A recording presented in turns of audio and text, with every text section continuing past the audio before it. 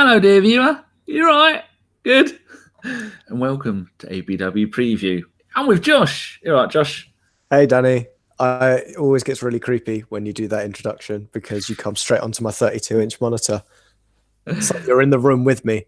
I remember when Chris used to have a thing of doing all of his podcasts like this. Hey, what, lad, or however he talks. I can't remember. And someone I did it all the way up, all the way close, and spent the entire pod doing that. He learned his lesson. He soon stopped.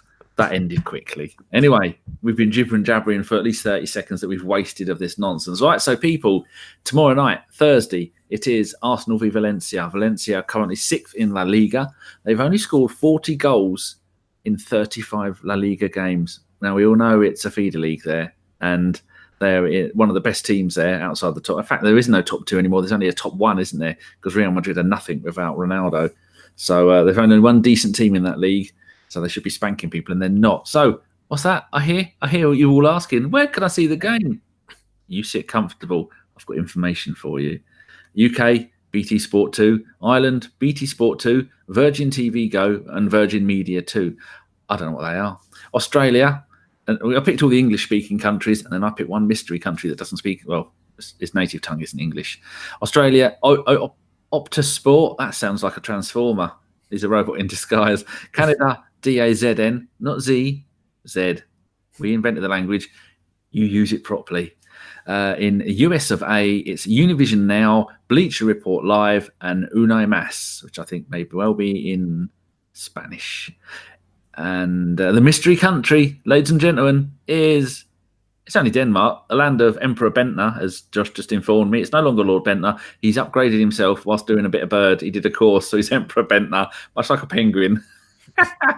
In Denmark, it's on Eurosport Player and Eurosport 2. Oh, it's Eurosport Player Denmark and Eurosport 2 Denmark. Who knew? And if you want to listen to on the radio, it is on BBC Radio 5 Live, but they're little shitbags, and if they geo-lock it, is that the thing? Geocaching? No, that's collecting weebles. I don't know. Anyway, Josh, shut me up with some decent head-to-head information. Yes, thank you, Danny. So we have met Valencia a couple of times in European competitions. We last met them in 2002-03 Champions League. Do you remember when we were in the Champions League, Danny? Not a clue. No. We drew 0-0 with them. And then in the return leg out there, it was 2-1 to the mighty Valencia. John Carew of Villa fame got the 2 goals for them. And Thierry Henry, of course, at that time, got ours. I was looking at the lineups. It was almost the fantastic the double team of 02 and 98 and all that. We had our best team out of that game. We were shit. Yeah, I can only imagine to lose 2-1 at Valencia. Then we 2001-2002 season, we met them again. 2-1 win for us in the home leg. Thierry Henry and Ray Parlour got it for us, and Roberto Ayala scored for Valencia. And in the away leg, it was 1-0 Valencia. That guy, John Carew, scoring a goal for them as well. Who'd have thought a career he'd go on to have? Of nothing. Exactly. And man. And we also met them in the 79-80 Cup Winners' Cup final. Arsenal 0, Valencia 0. Valencia win 5-4 on penalties.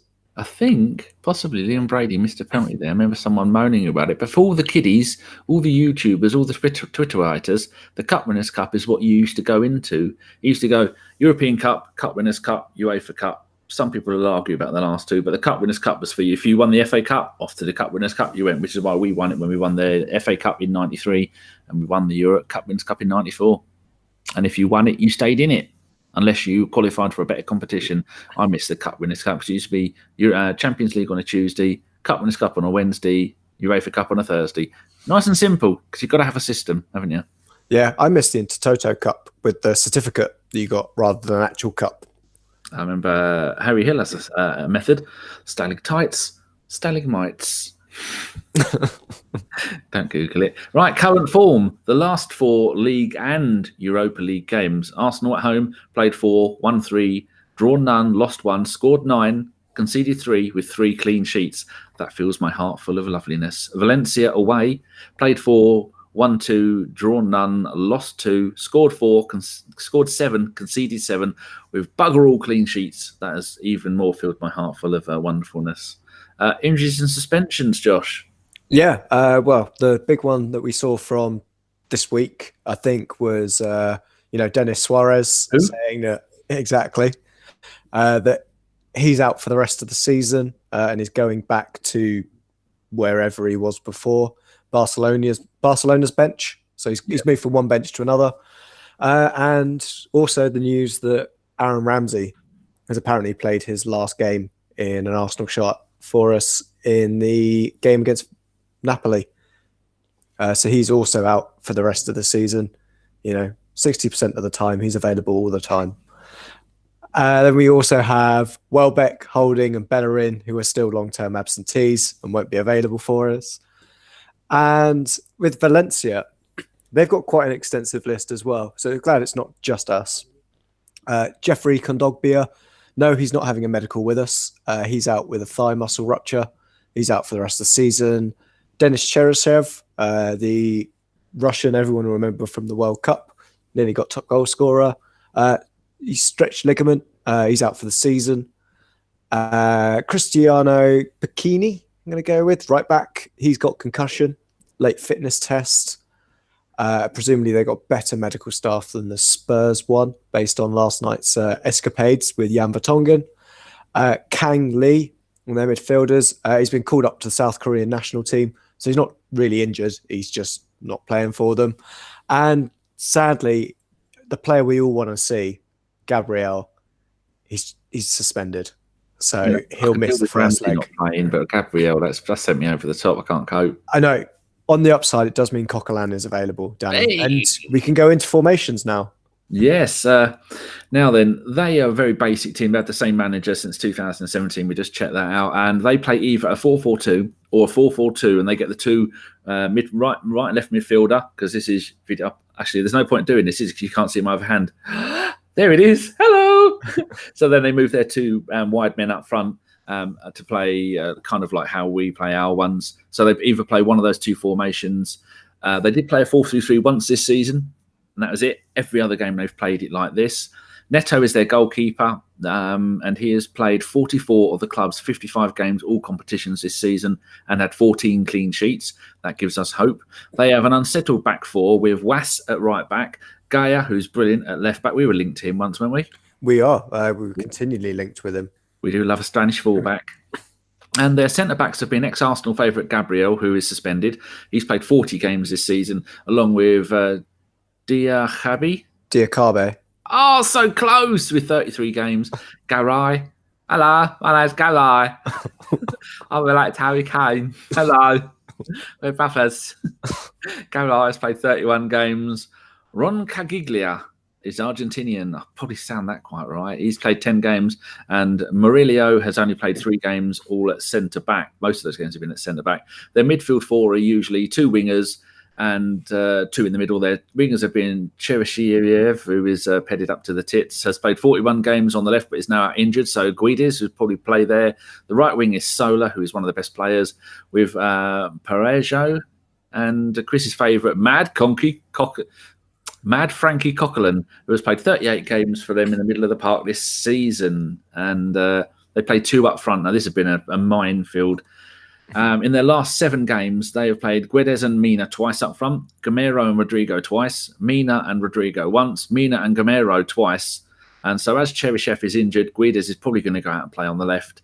And so it's between Mina, Gamero, Rodrigo for the striking pair. Oh, say something, Josh. I'm going to lie down. That's all right.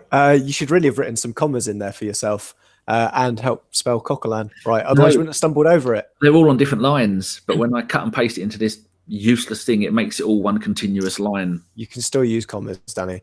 And yeah, I'd say in terms of ones to watch, we've got a list in here. Rodrigo, some might remember him from his Benfica days, or if you can think way back, turned out for Bolton Wanderers every so often as well. He's played 45 games for them, 11 goals and 8 assists. That kind of form has got him back into the Spanish national side. But then if your only other opposition is Morata up front, you don't have to be great to get back into that side. Dardo, is he anywhere near to be seen in the Spanish team? Oh, no, I don't think so. You got Santi Mina, he's already mentioned, kind of like their wide forward. Might remember him from Gary Neville's time there. He was the one player that was kind of listening to him, maybe, or maybe not listening to him and actually scoring goals. Probably the latter. Yeah, 40 games, 10 goals, 3 assists. Danny Pereiro has played 50 games in central midfield, 10 goals, 7 assists. Kevin Gamero, 49 games, 8 goals, 8 assists.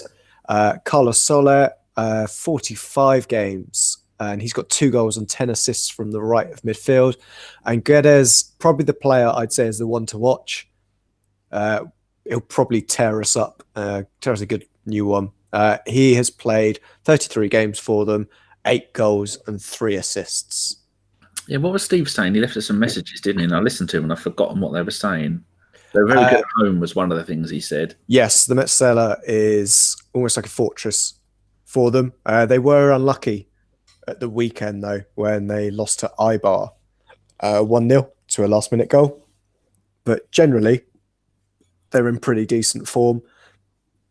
It's just a case of how we play up against them, because their build-up is quite slow, quite methodical, that if we have a high tempo, high press to them, then perhaps we'll really see if they can cope under that kind of pressure. And that's where we'll be able to get some kind of progress out of this side. Because I think a lot of people made too much of a big deal about Napoli, didn't they? Said we were lucky to beat them at home and we'll never beat them away, 3-0 on aggregate. So do you think the same kind of thing is going to happen with this? It's we're going to stroll through to the final? Based on my previous complacency about this season, I'm probably going to say I'll be optimistically cautious about it, or cautiously optimistic, as some might say, that I still think we could get through on this. Spanish sides have been interesting in European fixtures this season. I think, again, it's that kind of, we come up against another team that if we saw them in the Champions League group for next season, we'd want to finish above them. Yeah. And I think we'd expect to finish above them. So, yeah, with that in all account, I think we should be able to get through against them. So, what would you be your, let's go through the line. Are we playing 3 at the back, do you think? Based on who's available for us, yeah, we tried to rest Koscielny at the weekend. But I would imagine if they're going to play 2 up top, we'll probably play 3 at the back just to make sure we've matched them up. We know how our defence has been this season when they've only got to deal with 1 forward. Being able to deal with 2 forwards might be a little too much for them. But it'll be interesting. I think the way that we saw them deal with Jimenez and Jota of Wolves, or not deal with them, I should say. Jota, how dare you? Jota, my ass. One of them's Jota and the other one's Jota. Depends if you're Spanish or Portuguese. I can't remember. They're both wrong. One's one and one's the other. I think it's like you're saying, if we're playing 2 up, they're playing 2 up front, and we haven't got a right back. Then if we play 3 centre backs, then we don't have to play Maitland-Niles at right back, because when he plays there, he's not good at right back. So it'd be Kolasinac on the left, Maitland-Niles on the right, Koscielny, Socrates, and Monreal at the back. That or Mustafi. Yeah. Central midfield, Xhaka Torreira. Yeah, I can't see anything else for Xhaka Torreira. And then probably Aubameyang, Lacazette, and Ozil in the front 3. I was just making sure, because last time I do this, I always end up with 12 or 13 players. I might have done it last night when the podcast with Chris. I think I might have listed a team and I had 13 starters. That's probably why it went on for so long. Probably did, yeah. Or we were just talking about cats because there's no one there. Get on with it! Yes. Get on with it. So are you confident that we're going to win? That's the most important thing. And what do you think the score is going to be? I think with our home form, I think we can do really well. I would... it's a clean sheet too much to ask. Well, I thought it might be too much to ask for Napoli. We're proven wrong there. So I'd say 2-0 at home. I think same kind of result as we saw last time. I'm going to go that he knows his Spanish football and he knows what a fortress that place is. That he's going to go all out tonight and people are going to turn up. They've had the longest rest we've had for a month. We've had 4 days off and 4 days rest. So they've had a little sleep. They've had a rub down. And so I'm going to go, we're going to beat them 3-0. and then we're going to go to the away leg and maybe 1-1, something like that there. But we're through to the final. And Chelsea are playing who? Eintracht Frankfurt. They've had a bit of a dip in form in the Bundesliga, and then they've come back as well. So hopefully, I'd like to play. Who would you have in the final, Chelsea or Eintracht? That's an interesting question, to be honest. Eintracht would be more interesting, certainly. Yeah. But then they've got the kind of thing of this is also their only real game left for the season. The league's kind of middling for them. But it would be interesting to see them because you get to see some nice players like Jovic play, who's on loan from them from Benfica. He's looking like a really good striker. He's linked to like Real Madrid. Barcelona, I believe, are looking at him. But otherwise, I'd be interested in it. It'd be something different to get Eintracht Frankfurt, but to be honest, I'd take a chance at Chelsea. Be good if we play Chelsea because then they'll have Higuain up front, as Gav calls him, and then we could just get all of the Arsenal fans who run pie shops and donut shops around the Chelsea area to just have a half-price sale a couple of days before the final. He'll gorge himself on everything. Yeah. They'll have to take him on the pitch in a wheelbarrow. They'll have to cargo him over from to Baku. That's it. Right. Any idea who is on the radio show, the live show tomorrow night? Yes, it's not me. I know that for sure. Jason is in there. I want to say John because John's always on. And Shredder as well. And maybe Shredder. We plan all the rest of this. I did plan it all. But we didn't do this. It is Jason, John, and Shredder. Oh, Shredder might even have new internet. If he doesn't have new internet, you won't be seeing Shredder. You'll only be hearing Shredder, and that'll be intermittent. I had to edit so much out of that. I had to take about 7 minutes of him talking at the last live show because his internet was so bad, even on audio only. I told him that. And you didn't think to take out 7 minutes of maybe what Chris said yesterday to get the podcast down to a reasonable size? How dare you? That was one of my favourite shows I have done. Actually, they're all my favourite. I love them all. Right, people, we have now done 16 minutes and 35 seconds. So thank you very much for joining me tonight, Josh. It's been great, and I hope everybody enjoys the preview we've done for Valencia. Yes, and you can go and have a look at the Goonaholic on Twitter. He now puts these, if we get them done in time, he includes this video in his match day preview. And so go and have a look at the Goonaholic, the world's best Arsenal blogger. And that is a fact, ladies and gentleworms. Right, we will see you tomorrow. Until then, adios! I think that's Spanish for goodbye. Or is it hurry up? Either would be appropriate. Go on with it. Thank you very much.